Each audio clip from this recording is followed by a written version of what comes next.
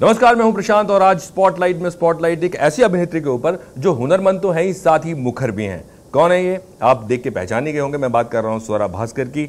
स्वरा हमारे साथ है। स्वरा, सबसे पहले तो आपकी फिल्म मैंने देखी थी और फिल्म देखने के बाद मुझे लगा कि बहुत ही कमाल का काम किया। इत्तेफाक से मेरे साथ एक दो फिल्म मेकर भी थे जो देख रहे थे और उन्होंने मतलब अगली नौकरी पक्की है और उनका जो रिएक्शन था, यार क्या कमाल का काम किया है। तो ऐसा रिएक्शन तो मैंने देखा। और आपको क्या रिएक्शंस मिले? आई थिंक कि अनारकली ऑफ आरा के बाद बहुत ही उम्मीद से बढ़कर रिएक्शंस आए हैं, जो ऑफ कोर्स बहुत अच्छी बात होती है जब उम्मीद से बढ़कर अच्छे रिएक्शंस आते हैं तो अच्छा ही लगता है। मुझे बहुत विश्वास था इस फिल्म में, इस स्क्रिप्ट में जब ये आई थी मेरे पास, और जब हम लोग शूट भी कर रहे थे तो काफ़ी हमने कष्ट और कठिनाई और ड्रामे सहते हुए हमने ये फिल्म शूट करी है। लेकिन आई थिंक पूरी टीम का हमेशा ये विश्वास था, चाहे वो जो भी थे फिल्म में, चाहे वो टेक्निकल क्रू थे या एक्टर्स थे या क्रिएटिव टीम थी, डायरेक्टोरियल टीम थी, प्रोड्यूसर था, सबको ये लगता था कि नहीं यार, लेकिन इस फिल्म ये फिल्म अच्छी है, ये बन जानी चाहिए कुछ भी करते हुए। सो आई थिंक वो बड़े रेयरली होता है किसी भी फिल्म में कि इतनी यूनिटी है ऑफ फेथ, कि विश्वास इतना है कि हाँ ये फिल्म अच्छी निकलनी चाहिए। सो आई थिंक हम सबका विश्वास एक तरीके से जाके विंडिकेट हुआ है, हम सही साबित हुए हैं उस तरीके से, तो अच्छा ही लगता है। बट मुझे ये बताइए कि नील बटे सन्नाटा, उस पर भी आपको काफ़ी तारीफ मिली, इस फिल्म पे भी आपको काफ़ी तारीफ मिली। दोनों को अगर मैं कंपेयर करूं तो उसमें जो ज़्यादा बेहतर रिएक्शंस हैं, जो तारीफ मिली है, क्रिटिकली अक्लेम्ड हो जाती है फिल्म, वो भी अच्छी बात है, और बॉक्स ऑफिस सक्सेस हुए तो और भी सोने पे सुहागा होता है। Well I think that actually मुझे अब लग रहा है कि अनारकली को तारीफ ज़्यादा मिली है इन टर्म्स ऑफ एक्सपोजर भी शायद ज़्यादा। हाँ, इन टर्म्स ऑफ जो रिव्यूज़ आए थे अनारकली के एक्चुअली बेटर थे, जो सरप्राइजिंग था। मुझे लगा नहीं था कि नील बटे से बेटर रिव्यूज़ हो सकते हैं। और मुझे लगता है कि इवन जो मेरे अपने परफॉर्मेंस को लेकर जो रिस्पॉन्सेज आए हैं वो अनारकली में शायद ज़्यादा पैशनेट हैं, क्योंकि फिल्म ऐसी है। नील बटे में भी बहुत अच्छे रिस्पॉन्सेज आए थे, बट अच्छा ही है। मुझे लगता है कि एक कोई भी कलाकार फंडामेंटली एक लालची इंसान होता है। हमारी लालच, हमारी भूख बढ़ती जाती है, तो जितनी प्रशंसा है वो उतनी कम है हमारे लिए। बट आई थिंक दोनों मेरे लिए बहुत ख़ास फिल्में हैं, क्योंकि एक ही साल के अंदर, वो अप्रैल 2016 में आई थी, ये मार्च 2017 में आई है। एक ही साल के अंदर मुझे दो इतने विभिन्न किरदार करने का मौका मिला। एक में मैं एक माँ हूँ, एक बाई हूँ, बहुत ही डीग्लैमराइज्ड, एक 15 साल की लड़की की माँ, और इसमें एक थोड़ा ग्लैमराइज्ड एक वो देसी rock star, pop star type का एक फील। सो आई थिंक कि वो किसी भी कलाकार के लिए बहुत ही, आई थिंक कि बहुत ही, मैं तो अपने आप को ब्लेस्ड मानती हूँ, खुशकिस्मत मानती हूँ कि एक साल के अंदर मुझे इतना वाइड कैरेक्टर्स करने का, दिखाने का, दर्शाने का मौका मिला। ये ग्लैमराइज और डीग्लैमराइज आप याद रखिएगा, मैं भी याद रखूंगा, उस पर आगे हम बात करेंगे। लेकिन सबसे पहले मैं आप लोगों से पूछा, कितने लोग हैं जिन्होंने ये फिल्म देखी है? नील बटे सन्नाटा देखी हो या आपने देखी है? अच्छा, तो आप मुझे ये बताइए कि फिल्म में जैसे मैं बात कर रहा हूँ पावरफुल परफॉर्मेंस की, आपको क्या लगा? कोई एक इंसान बताइए मुझे। रिसेंटली मैंने अनारकली देखी है और उसमें इनकी परफॉर्मेंस मुझे बहुत ही अच्छी लगी, बहुत उम्दा लगी, और बहुत ही अच्छी फिल्म लगी मुझे। और मुझे लगता है कि मतलब मैंने सोचा नहीं था कि स्वरा जी इस तरह का रोल भी कर सकती हैं। वाह, ये मतलब ऐसा क्यों है इस तरह का रोल नहीं कर सकती? Her in such a great role, so I really ऐसा क्यों लगा कि इस तरह का रोल कर सकती? बिकॉज पहली बार मैंने इनको रांझना फिल्म में देखा था, और रांझना मूवी में भी मुझे इनकी परफॉर्मेंस बहुत ही अच्छी लगी थी, और मुझे लगा कि बहुत पोटेंशियल है इनमें, दैट मतलब बहुत ही स्पॉन्टेनियस, नेचुरल एंड सो।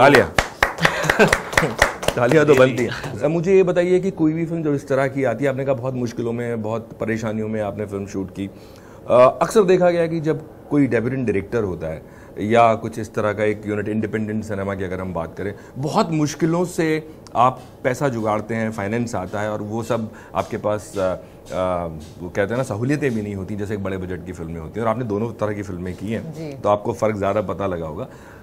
कितना असर पड़ता है फिल्म के एक्सपोजर में, क्योंकि फिल्म को शायद उतनी अच्छी रिलीज ना मिल पाए, शायद उतना अच्छा लोगों तक प्रमोशन ना हो पाए, जी, उसका खामियाजा कहीं भुगतना पड़ा आपको? I think definitely, I think Anarkali के लिए चूंकि वो एक इंडिपेंडेंट रिलीज थी, तो बनिस्बत इसके कि बहुत ही ज़्यादा अच्छे रिव्यूज़ थे, और मतलब वो, और नॉट जस्ट रिव्यूज़, लेकिन कुछ एक फिल्में कल्ट टाइप की बन जाती हैं जिस पे बातचीत फिल्मी सर्कल से बाहर जाकर और सिर्फ फैंस और दर्शकों से बाहर जाकर आम जनता में होने लगती है, जर्नलिस्ट के बीच में जर्नलिस्ट के, हाँ आप लोग एक्चुअली अगर आप फिल्मों के बारे में लिख रहे हैं, जो एंटरटेनमेंट जर्नलिस्ट नहीं है लेकिन बाकी जर्नलिस्ट जो सामाजिक मुद्दों पे टिप्पणी देते हैं, अगर वो लिख रहे हैं फिल्म के बारे में, मतलब डेफिनेटली कुछ हो गया है। ऑलमोस्ट हर दूसरे तीसरे दिन एक एडिटोरियल है पेपर्स में अनारकली को लेकर, ये बिल्कुल भी हमने एक्सपेक्ट नहीं किया था। तो उस लिहाज से डेफिनेटली फिल्म की अपनी एक जिंदगी है, वो उसने एक अपनी स्टीम पकड़ ली है, उसकी अपनी एक अलग उसका अपना एक सफर यात्रा शुरू हो गई है। बट डेफिनेटली बॉक्स ऑफिस पे चूंकि इंडिपेंडेंट रिलीज थी, स्टूडियो बैक भी नहीं थी, वो सब चीजें बहुत फर्क पड़ता है।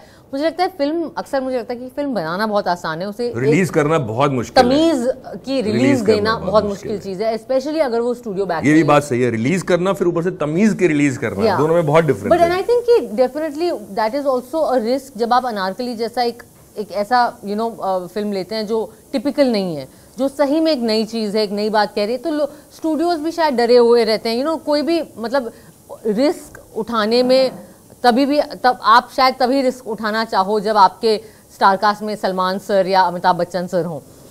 शायद स्टूडियो को उतना सेफ ना लगे कि किसी स्वरा भास्कर के साथ रिस्क उठाना, and I suppose that's fair यार, उनका एक अपना कैलकुलेशन होता है। बट आई थिंक कि अनारकली ने एक काफी अहम चीज कर गई है वो बॉलीवुड में। बट मुझे ये बताइए कि फिल्म जो है उसमें मुझे देखने के बाद जैसा लगा, मुझे लगा कि ये फिल्म नॉर्थ में बहुत अच्छा कर सकती थी, है ना। वो एक बिहार, यूपी, पंजाब, ये एक तो जो लिंगो है फिल्म का, या फिल्म में जिस तरह का एनवायरनमेंट है, वो सारा वहाँ के ऑडियंस उनके साथ आइडेंटिफाई कर सकते हैं, तो उसको वहाँ पे बेहतर रिलीज मिल सकती थी। और आप कह रहे हैं कि स्वरा के साथ लोग शायद रिस्क लेना ना चाहें, बट अभी भी आपको लगता है, जब हम कह रहे हैं कि सिनेमा बदल रहा है, अभी भी इतना नहीं बदला कि अगर कंटेंट अच्छा है तो स्टूडियोज को backup they?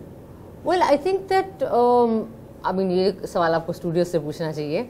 I don't no उनके अपने क्या कैलकुलेशंस होते हैं, बट आई थिंक दैट चीजें धीरे धीरे बदलती हैं। तो अगर इट्स लाइक सेइंग कि चलो अब नील बटे सन्नाटा जैसी फिल्म को स्टूडियो बैकिंग मिल गई, वो एक फैमिली फिल्म थी, अनारकली एक एडल्ट कंटेंट की फिल्म थी। तो एक बहुत सारे कैलकुलेशन होते हैं कि वो सैटेलाइट के पैसे नहीं आएंगे हमारे, या एक एडल्ट पिक्चर है तो जो 10 या मतलब 4, 5, 6 लोगों का परिवार है वो इमीडिएटली 2-3 हो जाता है।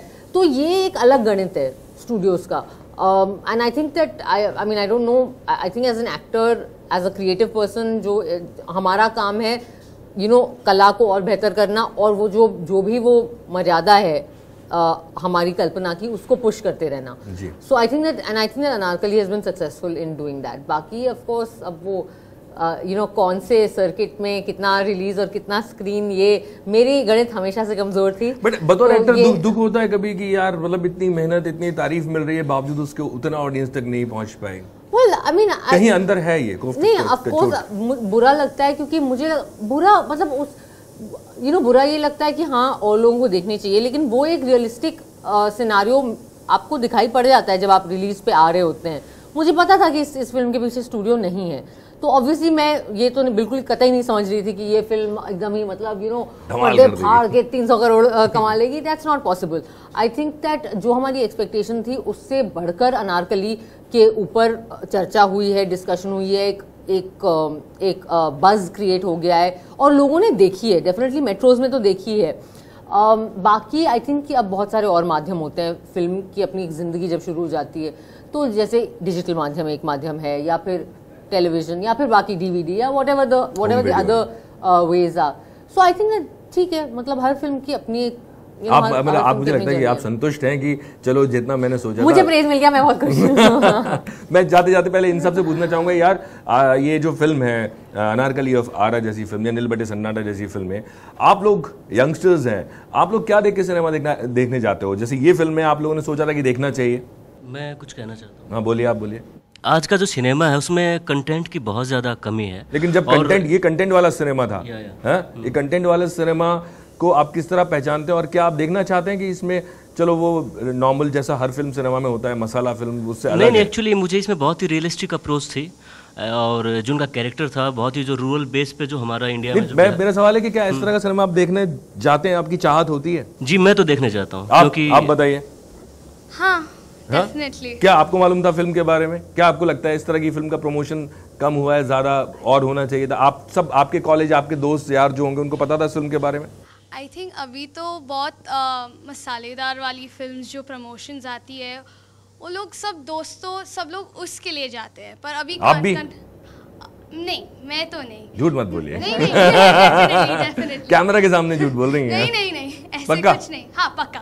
ओके ओके ओके, चलिए ठीक है, आपकी बात मान लेता हूँ। आपके रियल लाइफ में बहुत सारी चीज़ें मैंने आपके बारे में पढ़ी कि किसी ने कहा कि आप heroine material, lead heroine material नहीं है। किसी ने कहा कि आप और आपने धीरे धीरे अपना फैशन स्टाइल स्टेटमेंट जो है उसको चेंज किया।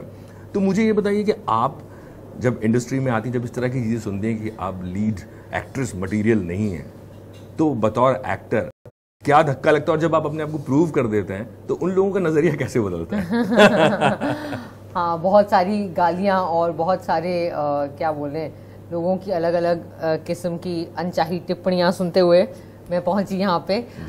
करीब 8 साल का करियर हो गया। आई थिंक मेरी पहली रिलीज 2010 में थी, माधोलाल की वॉकिंग, तो 6.5 साल हो गए अब।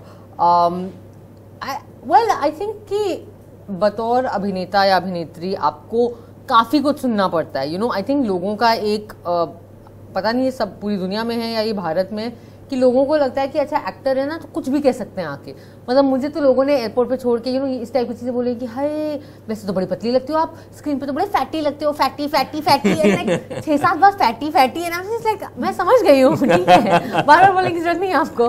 तो आई थिंक कि एक कुछ आई डोंट नो यार, लोगों को लगता है कि अपनापन महसूस, आई डोंट नो ये अपनापन तो नहीं हो सकता। आई डोंट नो ये इसका क्या मतलब है कि वो बिल्कुल हमारे जैसी है तो कुछ भी कह सकते हैं। मेरा एक सवाल है, मुझे फैटी है कुछ बोलना चाहते हो? नहीं सवाल बाद में पूछे जब मैं पूछूं, इसी से रिलेटेड कुछ पूछ रहे हो? हाँ जी, बोलो बोलो बोलो। आपने काफ़ी अलग अलग मिजाज के लोगों के साथ काम किया है, जैसे रांझना और आनंद जी ने डायरेक्ट की थी वो, और इसके बाद अभी जो आपकी अनारकली, तो आपको जैसे संजय मिश्रा भी आपके को स्टार है इसमें, तो आपको ऐसा लगता है कि वो कहीं हावी होते हैं या आपको कुछ ऐसा टेंट्रम सहना पड़ता है? कि मैं बहुत डरी हुई थी संजय सर से, क्योंकि वो इतने अमेजिंग एक्टर हैं और इतने विख्यात कमाल के ब्रिलियंट एक्टर हैं कि मुझे तो यही डर लग रहा था कि मैं इस सीन में इनके सामने खड़ी भी हो पाऊंगी क्या। लाइक एक जो मतलब अपने डायलॉग्स तमीज से कुछ बोल भी पाऊंगी क्या, मतलब इस लेवल का। और उसमें बिकॉज मुझे बहुत पसंद है वो, मैंने आंखों देखी, बहुत कमाल के एक्टर है, बहुत ही कमाल के एक्टर हैं। इनफैक्ट आई थिंक कि उनका कॉमिक साइड तो हम सब ने देखा है, लेकिन उनका एक जो इंटेंस साइड है वो बहुत ही बेहतरीन है, जो आंखों देखी में और मसान में हमें देखने को मिला। तो मैं बहुत डरी हुई थी उनसे, लेकिन आई थिंक बच के निकल ही गई। टेंट्रम के बारे में जिस तरीके से आपने काफी मतलब टेंट्रम की ये बात कर रहे थे, चले मुझे टेंट्रम में बाद में आते हैं, पहले आप ये जो कह रहे थे फैटी फैटी वहां से। हाँ, तो वो बार बार मैं समझ गई हूँ। तो आई डोंट नो, लोगों को शायद लगता है कि इन्हें हम स्क्रीन में एक तरीके से देखा तो कुछ भी बोल, आई don't know what the deal is, but हाँ काफी कुछ सुनने को मिलता है। ऑफ कोर्स आपको ऑब्वियसली अच्छा नहीं लगता है, बिल्कुल। मतलब स्पेशली चलिए वो तो फिर भी ऑडियंस के अपने रिस्पॉन्सेज हैं, उसमें एक क्यूटनेस भी है। अच्छा, वो ऑडियंस बोलती है। हाँ, ये मतलब ये फैटी वाला तो कोई नॉर्मल पर्सन ही कह रहे थे, मतलब कुछ भी आके बोलते हैं कि अरे आप तो स्क्रीन पे बिल्कुल अलग लगते हो और मेकअप के बिना ही अच्छे लग रहे हो, मेकअप के ऐसे मेकअप के बिना ठीक लगते हो। I am like fire your makeup artist. But I think कि वो जो कमेंट्स हैं कि आप हीरोइन मटेरियल नहीं हो या आप लीड मटेरियल नहीं हो, वो एक आई थिंक ऑफ कोर्स वो सुनने में अच्छा नहीं लगता है, लेकिन आई थिंक एक अभिनेता और खासकर एक ऐसा अभिनेता जिसका कोई जो स्टार चाइल्ड नहीं है, जिसका कोई इंडस्ट्री इनसाइडर नहीं है, जो एक तरीके से मुंह उठा के दिल्ली से उठ के चली आई कॉलेज खत्म करके और यहाँ पे अपना कुछ कोशिशों में लगी हुई है, आई थिंक आपको रिजेक्शन सहने की आदत डालनी पड़ेगी, नहीं तो आप सर्वाइव नहीं कर सकते यहाँ पे। एंड इन जनरल ऑल्सो एक आर्टिस्ट होने के नाते क्रिटिसिज्म सुनना चाहिए। हाँ, हर किस्म का क्रिटिसिज्म जायज़ नहीं होता। मुझे लगता है कि ये जो कमेंट्स हैं ये बिल्कुल गैर जायज़ हैं। ये एक्चुअली जो इंसान कह रहा है उनकी मानसिकता दिखा रहा है, उनकी शायद कल्पना की कमी दिखा रहा है कि अगर आप एक डायरेक्टर हैं और आपके पास इमेजिनेशन ही नहीं है तो फिर आप क्या ही फिल्म बनाएंगे। और हाँ, एक किस्म का ये सेटिस्फैक्शन होता है कि उन लोगों ने अभी तक फिल्म नहीं बनाई है, और कभी कभी मुझे ऐसा लगता है कि अवार्ड उठा के मैं बोलूंगी this is for all the people who told me I can't be lead material. तो but it's okay. I mean I think that अगर ये जो नेगेटिव कमेंट्स हैं ये अगर हम अपने मतलब स्ट्राइड में लेना नहीं सीख पाएंगे और अगर हम उन्हें सह नहीं पाएंगे तो लाइफ में आप कुछ काम नहीं कर सकते हैं। तो अपनी इतना बड़ा ईगो नहीं होना चाहिए लाइफ में। It's okay.